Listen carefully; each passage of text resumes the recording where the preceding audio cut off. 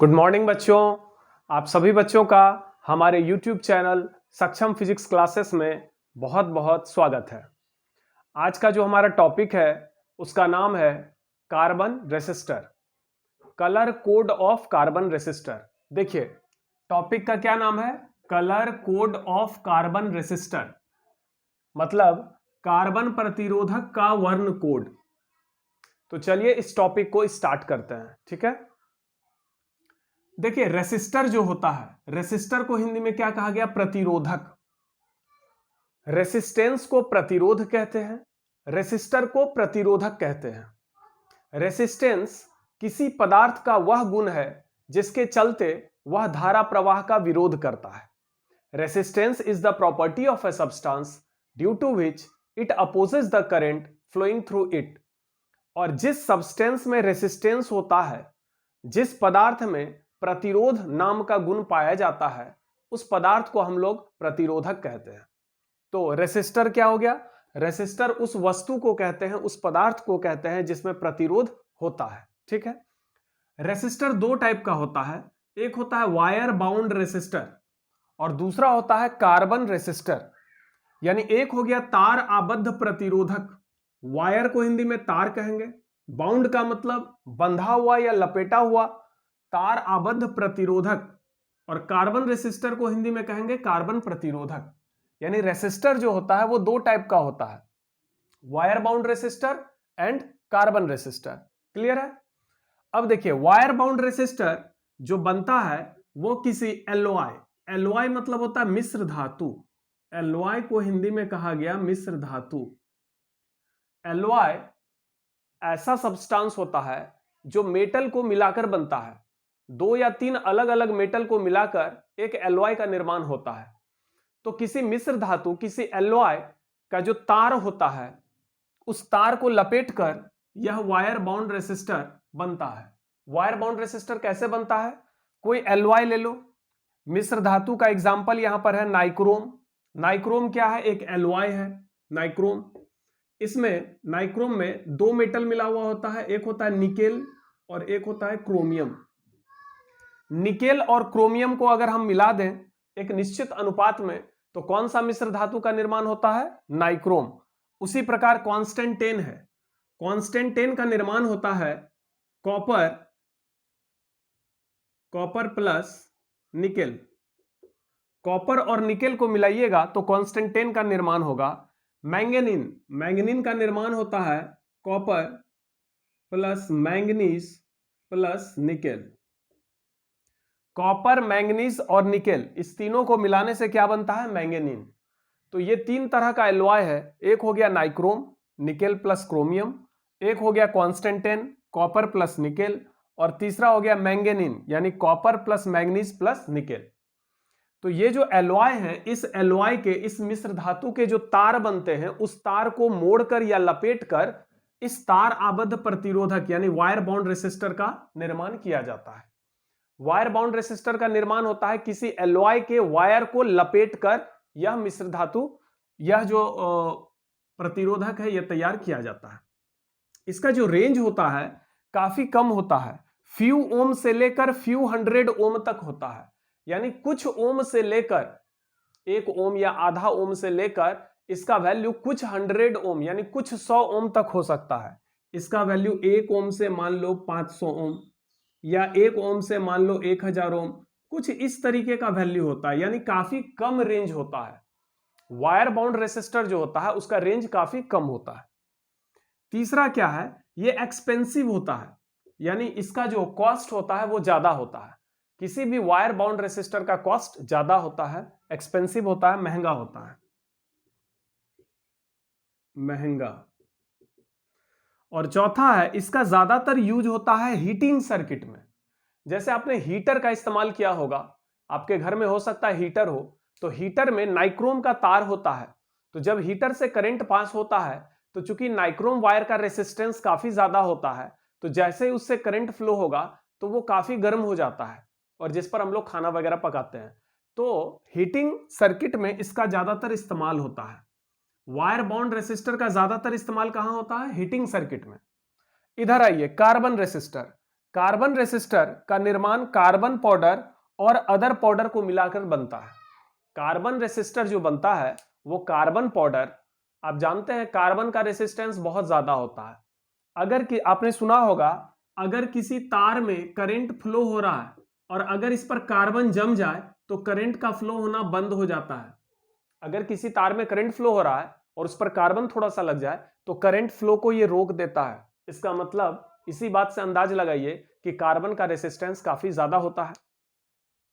और कुछ ऐसे भी सब्सटेंस है जिसका रेसिस्टेंस काफी ज्यादा होता है। तो कार्बन का रेसिस्टेंस ज्यादा है और उसमें ऐसे पदार्थ को मिलाइए जिसका रेसिस्टेंस ज्यादा हो।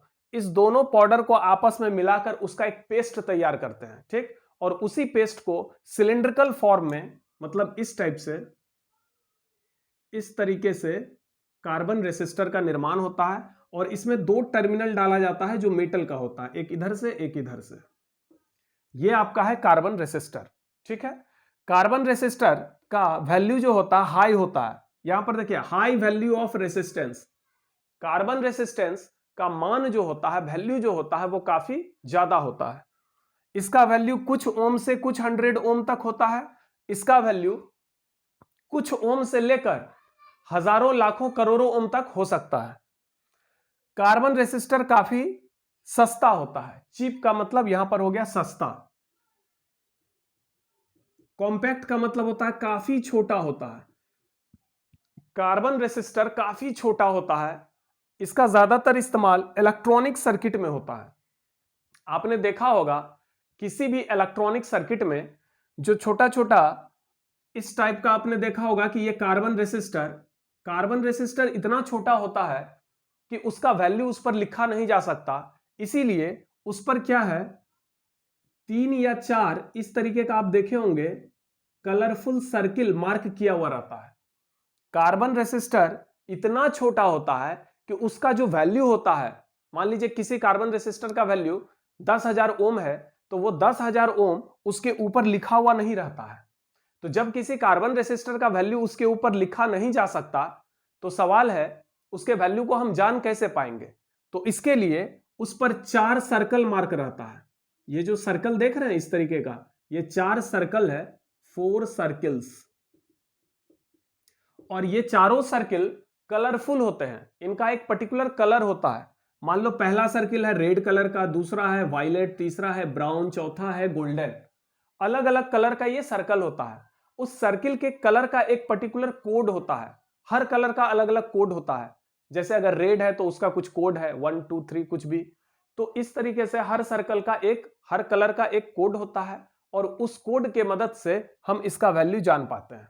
क्लियर है। तो कार्बन रेसिस्टर काफी छोटा होता है, कॉम्पैक्ट होता है और यह काफी सस्ता होता है। काफी इजीली आपको मार्केट में मिल जाएगा और बहुत सस्ता होता है, कम प्राइस में आपको यह मिल जाएगा। इसका ज्यादातर इस्तेमाल कहां होता है, इलेक्ट्रॉनिक सर्किट में। तो आइए हम लोग देख लेते हैं कि रेसिस्टर कितने टाइप का हो गया, 2 टाइप का। एक हो गया वायर बाउंड रेसिस्टर और दूसरा हो गया कार्बन रेसिस्टर। एक को कहते हैं तार आबद्ध प्रतिरोधक और दूसरा हो गया कार्बन प्रतिरोधक। जो वायर बाउंड रेसिस्टर होता है यह किसी एलॉय मिश्र धातु के तार से बनता है। किसी मिश्र धातु के तार को लपेट कर यह वायर बाउंड रेसिस्टर बनता है। जैसे मैंने एग्जांपल दिया हीटर का। हीटर में आपने देखा होगा नाइक्रोम का तार लपेटा हुआ रहता है। तो वो नाइक्रोम क्या है, नाइक्रोम एक एलॉय है जो निकेल और क्रोमियम को मिलाकर बनता है। मैंगनीन क्या है, यह भी एक एलॉय है जो कॉपर, मैग्नीज और निकेल को मिलाकर बनता है। कॉन्स्टेंटेन क्या है, यह भी एक एलॉय है जो कॉपर और निकेल को मिलाकर बनता है। तो किसी मिश्र धातु के तार को जब हम लपेटते हैं, जब हम मोड़ते हैं तो उससे क्या होता है, वायर बाउंड रेसिस्टर का निर्माण होता है। वायर बाउंड रेसिस्टर का जो मान होता है कुछ ओम से कुछ 100 ओम तक होता है, जबकि कार्बन रेसिस्टर का वैल्यू बहुत ज्यादा हो सकता है। इसका वैल्यू कुछ ओम से लेकर लाखों, हजारों, करोड़ों ओम तक हो सकता है। वायर बाउंड रेसिस्टर काफी महंगा होता है और यह काफी जगह लेता है। आप देखें हुए हीटर के अंदर जो वायर को हम लपेटते हैं तो थोड़ा स्पेस लेता है वो। लेकिन कार्बन रेसिस्टर जो होता है वो काफी सस्ता होता है। इसके तुलना में ये काफी सस्ता है और ये काफी छोटा होता है, बहुत छोटा होता है, थोड़े से जगह में ये एडजस्ट हो जाएगा। इसका ज्यादातर इस्तेमाल कहां होता है, हीटिंग सर्किट में, जहां पर हीट की जरूरत है। लेकिन इसका ज्यादातर इस्तेमाल कहां होगा, इलेक्ट्रॉनिक सर्किट में। आपने बल्ब देखा होगा, 100 वाट का जो पुराना मॉडल का बल्ब आता था, उसके अंदर फिलामेंट होता था। वो फिलामेंट भी नाइक्रोम का बना होता है। उससे जब करंट फ्लो होता है तो वो हीट देता है और उससे लाइट निकलता है। तो इसका मतलब जो वायर बाउंड रेसिस्टर है, बल्ब में भी आपने देखा होगा, बल्ब के अंदर नाइक्रोम का ये जो फिलामेंट होता है, ये फिलामेंट क्या है? वायर बाउंड रेसिस्टर है। इससे करंट फ्लो होता है तो फिर ये लाइट देता है। तो यहां पर भी हीटिंग इफेक्ट है, हीट प्रोड्यूस होता है, उसी से लाइट प्रोड्यूस होता है। इसका मतलब वायर बाउंड रेसिस्टर का इस्तेमाल कहां होता है? हीटिंग सर्किट में। जबकि कार्बन रेसिस्टर का इस्तेमाल होता है इलेक्ट्रॉनिक सर्किट में। आप रेडियो को खोलकर देखिए, आप किसी भी इलेक्ट्रॉनिक सर्किट को खोलकर अंदर में जाकर देखिए, उसके मदरबोर्ड पे देखिए, तो आपको ये कार्बन रेसिस्टर आपको वहां पर मिल जाएगा। क्लियर है? तो चलिए कार्बन रेसिस्टर को अब हम डिटेल में पढ़ते हैं। हमारा आज का टॉपिक है colour code of carbon resistor. हम सभी जानते हैं कि कार्बन रेसिस्टर बहुत ही छोटा होता है।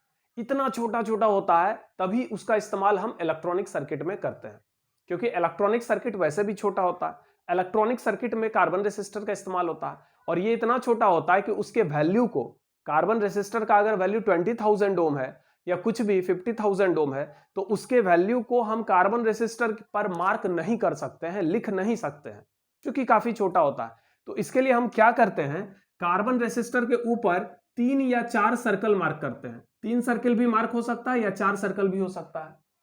कार्बन रेसिस्टर के ऊपर या तो 3 सर्कल होगा या 4 सर्कल होगा, यही होगा। जनरली 4 होता है, लेकिन कभी कभी 3 सर्कल भी होता है। ये तीनों सर्कल या ये चारों सर्कल अलग अलग कलर का हो सकता है। हर एक कलर का अपना एक कोड होता है, और उस कलर के कोड से ही हम उस रेसिस्टेंस का वैल्यू जान पाते हैं। तो चलिए देखते हैं कि कार्बन रेसिस्टर का कलर कोड क्या है।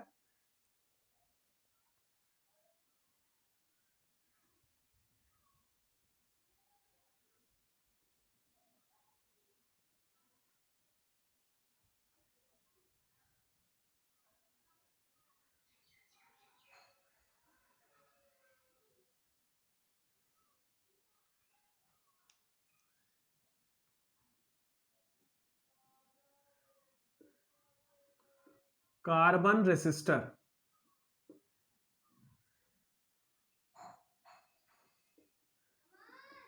कार्बन प्रतिरोधक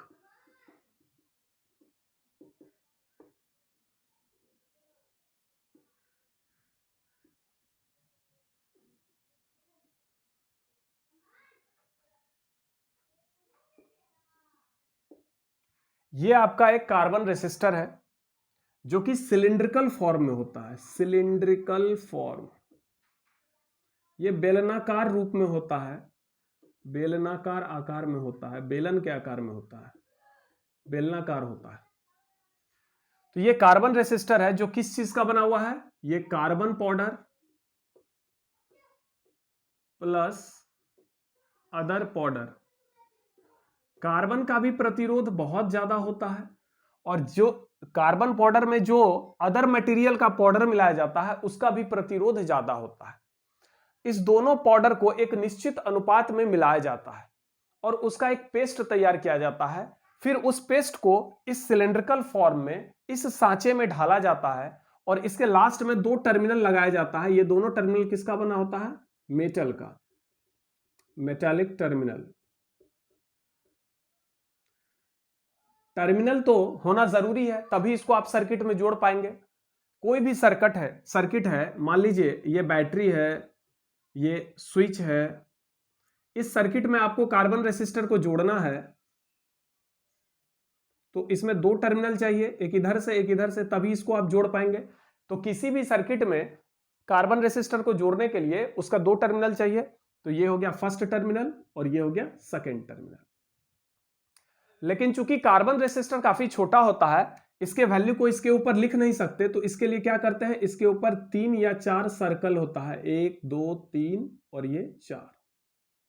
जनरली इसके ऊपर 4 कलरफुल सर्कल्स होते हैं।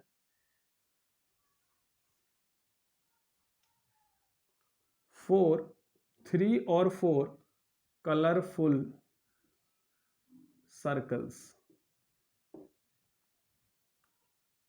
रंगीन वृत्त कह सकते हैं या वलय कह सकते हैं। 3 या 4 सर्कल इसके ऊपर मार्क होता है। पहला सर्किल जो है ये फर्स्ट डिजिट को बताता है, फर्स्ट डिजिट। इस कार्बन रेसिस्टर का जो भी वैल्यू होगा, इस कार्बन रेसिस्टर का जो भी वैल्यू होगा उसका वैल्यू का पहला अंक ये पहला सर्कल बताएगा। रेसिस्टर का जो वैल्यू होगा उसका दूसरा अंक ये दूसरा सर्किल बताएगा। तो पहला सर्किल क्या बताता है? फर्स्ट डिजिट को। दूसरा वाला सर्किल क्या बताएगा? सेकेंड डिजिट को। तीसरा वाला सर्कल बताता है मल्टीप्लायर। ये जो तीसरा सर्कल है ये किसको बताता है? मल्टीप्लायर। मल्टीप्लायर को हिंदी में गुणक कहते हैं। और जो लास्ट वाला फोर्थ सर्किल है ये बताता है टॉलरेंस। टॉलरेंस को हिंदी में सह्यता कहते हैं। टॉलरेंस को टॉलरेट करना माने सहन करना, तो टॉलरेंस को क्या कहेंगे? सह्यता। तो यहां पर देखिए पहला सर्किल फर्स्ट डिजिट को बताता है, इसको याद रखना पड़ेगा। देयर आर आइदर 3 और 4 सर्कल्स। इस सर्कल को हम बैंड भी कहते हैं। 3 या 4 बैंड होता है। ये चारों बैंड अलग अलग कलर का हो सकता है।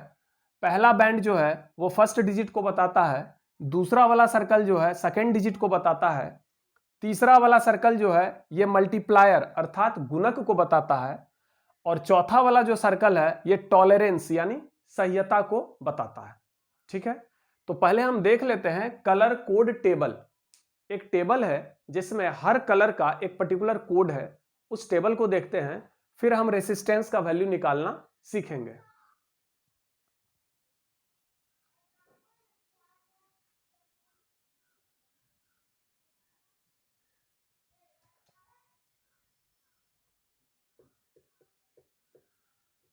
Colour code table.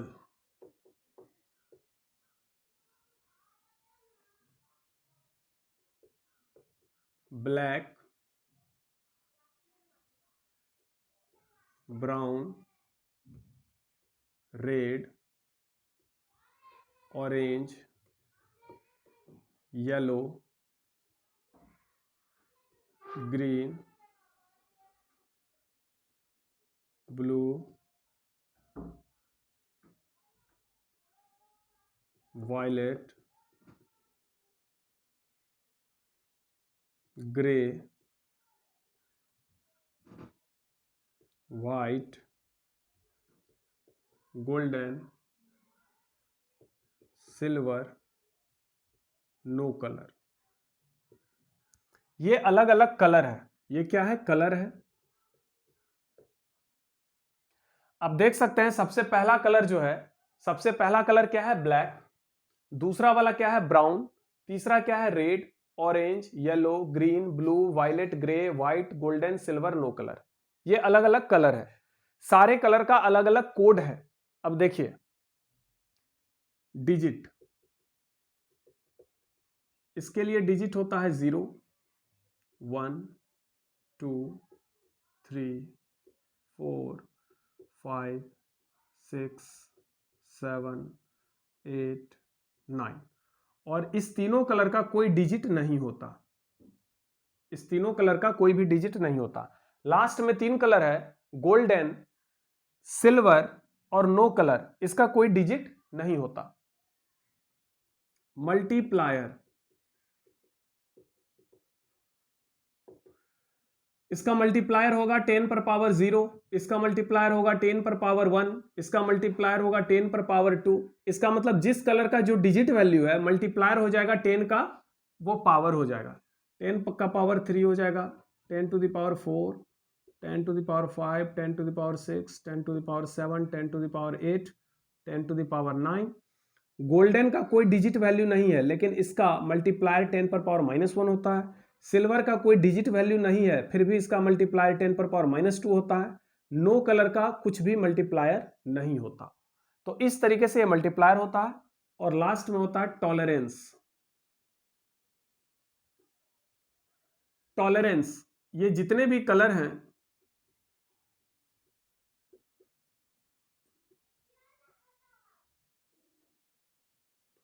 इसका टॉलरेंस वैल्यू नहीं होता है। किसी का भी टॉलरेंस वैल्यू नहीं है। लेकिन लास्ट में जो 3 कलर आप देख रहे हैं, golden, silver, no colour, golden का टॉलरेंस वैल्यू 5% है, सिल्वर का टॉलरेंस वैल्यू 10% है और नो कलर का टॉलरेंस वैल्यू 20% है। ये जो कलर कोड टेबल है इसको आप बड़े आसानी से याद रख सकते हैं। देखिए,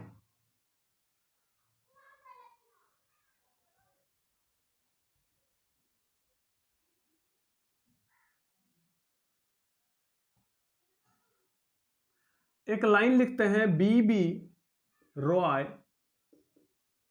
has good but very great wife.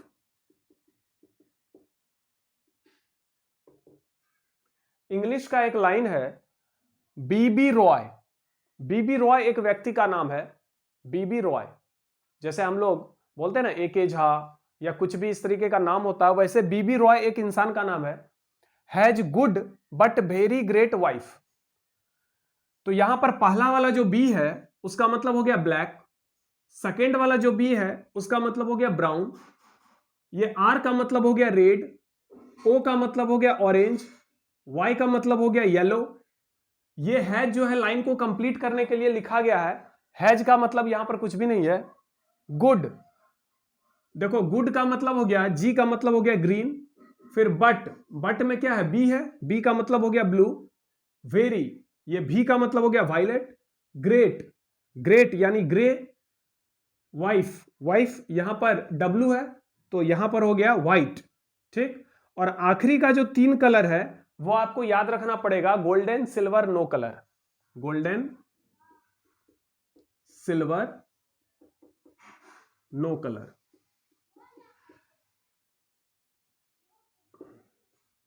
तो यहां से B B Roy has good but very great wife, अगर इस लाइन को याद रखेंगे तो यहां से आप आसानी से लिख सकते हैं। यहां पर 3 बी का इस्तेमाल हुआ है। पहला बी याद रखेंगे, पहला वाला जो बी है वो ब्लैक है, सेकेंड बी का मतलब ब्राउन होता है और थर्ड बी का मतलब ब्लू होता है। 3 बीज, पहला बी का मतलब, फर्स्ट बी का मतलब हो गया ब्लैक, सेकेंड बी का मतलब हो गया ब्राउन और तीसरा वाला जो बी है उसका मतलब हो गया ब्लू। उसी प्रकार से यहां पर 2 जी का इस्तेमाल हुआ है। एक जी यहां पर है गुड और एक है ग्रेट, तो 2 जीज। पहला वाला जो जी है इसका मतलब ग्रीन याद रखेंगे और दूसरा वाला जो जी है इसका मतलब ग्रे याद रखेंगे। 2 जी का इस्तेमाल हुआ है, ग्रीन, ग्रे। 3 बी का इस्तेमाल हुआ है, ब्लैक, ब्राउन, ब्लू।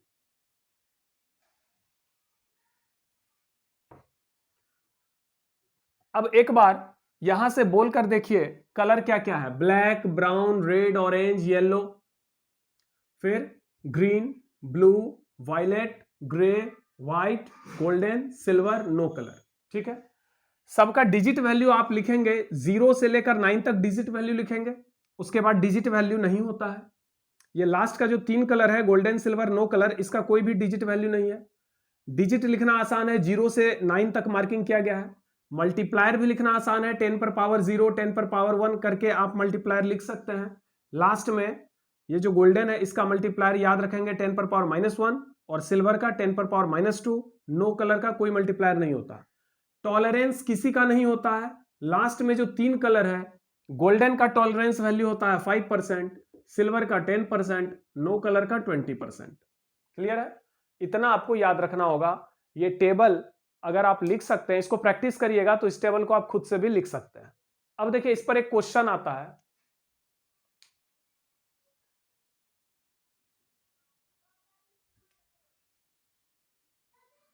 एक कार्बन रेसिस्टर है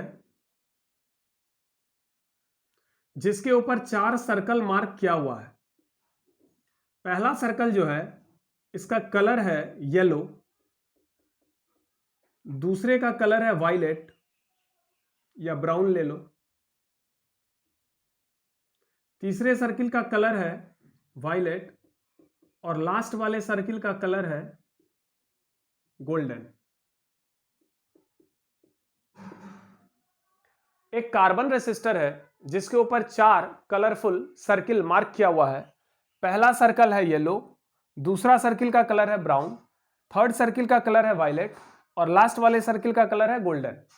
ये 4 सर्कल है जिसका अलग अलग कलर है। इस रेसिस्टर का वैल्यू लिखना है। What is the value? इस रेसिस्टर का क्या वैल्यू होगा? क्वेश्चन यही है कि इस कार्बन रेसिस्टर का जो वैल्यू होगा, इसका वैल्यू कुछ ओम होगा, कितना ओम होगा ये फाइंड करना है, और साथ ही साथ इसका टॉलरेंस भी निकालना है कि इसका टॉलरेंस कितना है। अभी हम टॉलरेंस का मतलब समझाते हैं, फिलहाल क्या निकालना है? इसका रेसिस्टेंस का वैल्यू और tolerance. There is a carbon resistor upon which there are 4 circles. The first circle is of yellow color, second is of brown color, third is of violet color, and last circle, that means fourth circle, is of golden color. You have to find the value of resistance and tolerance. तो देखिए, पहला circle का मतलब होता है first digit. ये अभी आपको हमने समझाया था कि कार्बन प्रतिरोधक के ऊपर जो पहला वाला सर्कल है उसका मतलब फर्स्ट डिजिट होता है। तो हम पहला डिजिट लिखेंगे। येलो कलर का डिजिट वैल्यू देखिए तो क्या है? पहला कलर है येलो। यहां पर देखते हैं टेबल में येलो का जो डिजिट वैल्यू है वो 4 है। तो पहला सर्किल फर्स्ट डिजिट हुआ, तो यहां पर हम फर्स्ट डिजिट 4 लिखेंगे। दूसरा वाला जो सर्कल है ये सेकेंड डिजिट को बताता है, सेकेंड डिजिट। तो दूसरा जो सर्कल है उसका कलर है ब्राउन। ब्राउन का डिजिट वैल्यू देख लेते हैं, 1 है, तो यहां पर हम लिखेंगे 1। 41 हो गया। तीसरा वाला जो सर्कल है वो मल्टीप्लायर को बताता है। थर्ड सर्कल किसको बताता है? मल्टीप्लायर, यानी गुणक। तो गुणक का मतलब गुना, यहां पर हम गुना करेंगे। तीसरा सर्कल का कलर है वायलेट, वायलेट वायलेट वायलेट। तो इसका गुणक कितना है? 10 पर पावर 7। तो यहां पर लिखते हैं 10 पर पावर 7। तो रेसिस्टेंस का वैल्यू क्या हो गया? 41 इंटू 10 पर पावर 7 ओम। यही हो गया रेसिस्टेंस का वैल्यू। और लास्ट वाला जो सर्कल है गोल्डन, ये क्या बता रहा है? टॉलरेंस को। तो गोल्डन का टॉलरेंस वैल्यू कितना है?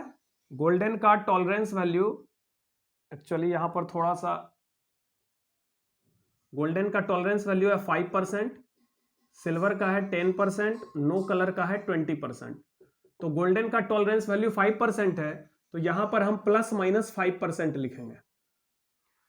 तो देखिए टॉलरेंस का मतलब क्या होता है?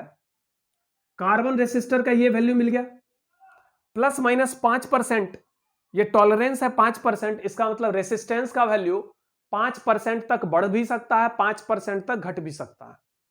आप जानते हैं कि जो कार्बन रेसिस्टर होता है उसका टेम्परेचर अगर बढ़ जाए तो रेसिस्टेंस क्या होगा? घटेगा। और टेम्परेचर घट जाए तो रेसिस्टेंस क्या होगा? बढ़ेगा। तो टेम्परेचर के घटने बढ़ने से क्या होगा? रेसिस्टेंस चेंज होता है। टेम्परेचर के घटने बढ़ने से क्या होता है? रेसिस्टेंस चेंज होता है। तो ये कितना परसेंट तक चेंज हो सकता है? 5% तक ये बढ़ भी सकता है, घट भी सकता है। चलिए एक और क्वेश्चन देखते हैं।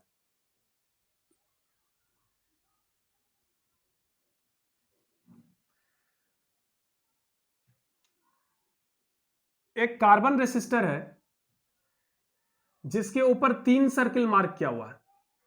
3 ही सर्किल है, first circle, second circle, third circle. चौथा सर्कल नहीं है। तो चौथा सर्कल नहीं है तो इसका मतलब क्या हो गया? नो कलर, यानी चौथा सर्किल का कोई कलर ही नहीं है। तो इसका मतलब टॉलरेंस कितना हो गया?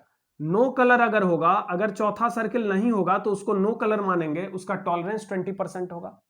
पहला वाला सर्कल जो है उसका कलर रेड है, दूसरे का वायलेट है, और तीसरे का ऑरेंज है। रेसिस्टेंस का वैल्यू लिखना है, टॉलरेंस क्या होगा वो लिखना है। तो देखिए रेसिस्टेंस का वैल्यू कैसे लिखेंगे? पहला वाला सर्कल रेड कलर का है, तो रेड का डिजिट वैल्यू कितना होगा? रेड का डिजिट वैल्यू 2 होगा, तो हम यहां पर 2 लिखेंगे। दूसरा वाला वायलेट है, तो सेकेंड सर्कल मतलब सेकेंड डिजिट होता है। वायलेट का डिजिट वैल्यू देखिए 7 है, तो यहां पर 7 लिखेंगे। तो पहले 2 सर्किल से 2 डिजिट मिल गया, फिर मल्टीप्लाई करेंगे, तीसरे वाले सर्किल से मल्टीप्लायर मिलता है ऑरेंज। ऑरेंज का मल्टीप्लायर वैल्यू खोजिए, ऑरेंज का मल्टीप्लायर वैल्यू है 10 पर पावर 3। तो ये इतना ओम इसका वैल्यू हो गया। और लास्ट वाला सर्कल नहीं है, यानी मिसिंग है, वहां पर कुछ नहीं है, तो उसको नो कलर मानते हुए उसका टॉलरेंस वैल्यू कितना लिखेंगे? Plus minus 20%। इसका मतलब इसका वैल्यू हो गया 27,000 ओम प्लस माइनस 20%। ये रेसिस्टेंस का वैल्यू हो गया। ठीक है, एक और क्वेश्चन देख लेते हैं। ये 20% का मतलब हुआ कि इसका जो भी वैल्यू है इसमें 20% तक चेंज हो सकता है। वो भी चेंज कब होगा? जब टेम्परेचर में चेंज होगा। वैसे रेसिस्टेंस का जो वैल्यू है वो 27,000 ओम है।